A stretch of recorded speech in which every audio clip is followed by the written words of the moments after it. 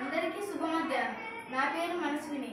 నేను 4వ తరగతి బోధిధర్మ పబ్లిక్ స్కూల్లో చదువుతున్నాను. ఈరోజు మనము ఉగాది పండుగ గురించి దానిని అందరూ ఎలా జరుపుకుంటారో తెలుసుకుందాం. ఏ కీర్తిప్రియ, ఇట్రా. ఈరోజు ఉగాది కదా, ఇంకా నువ్వు ఉగాది పచ్చడి చేయకుండా అలానే ఉన్నావేంటి? ఉగాది పచ్చడి అంటే ఏంటి? ఈ రుచులన్నీ కలిపితే ఉగాది పచ్చడి. ఓహో. ఏ పులుపు, ఇట్రా.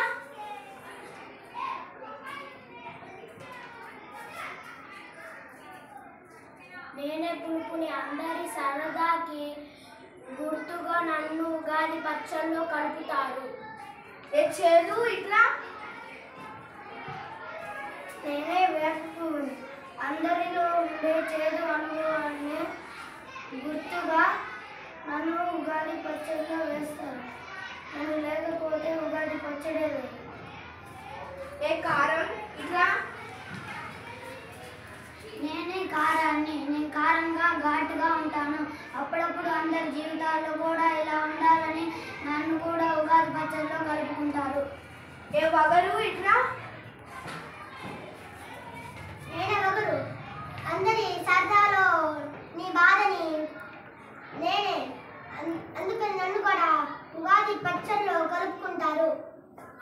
ఏ ఉప్పు, ఇట్రా. నేనే ఉప్పుని. నేను ఎప్పుడు సమానంగానే ఉంటాను. నన్ను కూరల్లో వేస్తారు, అందుకని కూరలకి రుచి వస్తుంది. అందుకని మీ మాటలు ఎంతలో ఉండాలో అంతలోనే ఉండాలి. అందుకని నన్ను ఉగాది పచ్చడిలో కలుపుతారు. అయితే నీకు ఇప్పుడు ఉగాది పచ్చడిలో 6 రుచులు ఎందుకు కలుపుతారో అర్థమైందా? అర్థమైంది.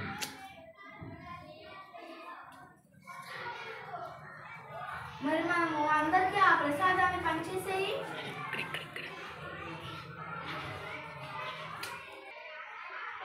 అవును అమ్మ, చెరకెళ్ళిపోండి. ఓకే, తెలుసుకుందాం. తీపి, ఇట్రా. నేనే తీపి. అందరి మనసులో సంతోషంగా ఉండాలని నన్ను ఉగాది పచ్చడిలో కలుపుతారు. నువ్వు ఇప్పటికైనా ఉగాది పచ్చడి తయారు చేసావా? చేశానమ్మా. సరే, తొందరగా అందరికీ పనిచేసే మనం గుడికి వెళ్దాం. సరే, కానీ ఇక్కడ కోకిల ఎందుకుంది? అది ఆ కోకిల అడిగే తెలుసుకుందాం. కోకిలా, ఇట్రా.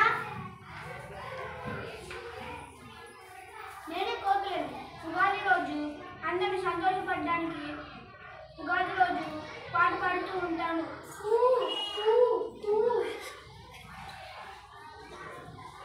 సరే, మనం అయితే గుడికి వెళ్దాం. రా.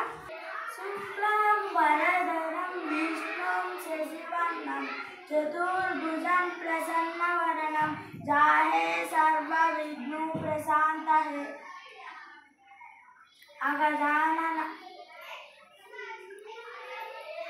అమ్మా, అదేంటి? అక్కడ పంతులు దాన్ని పంచాంగం అంటారు. పంతులు చదివేదాన్ని పంచాంగ పఠనం అని, వినేవాళ్ళు చేసే పనిని పంచాంగ శ్రవణం అని అంటారు. ఓహో, సరే.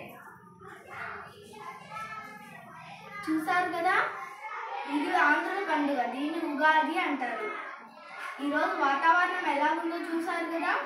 ఈ పండుగకి కులాలు, మతాలు, భేదాలు ఏమీ లేవు. ఇది ఆంధ్రుల పండుగ. ఇది ఆంధ్రుల తొలి పండుగ. జై హింద్.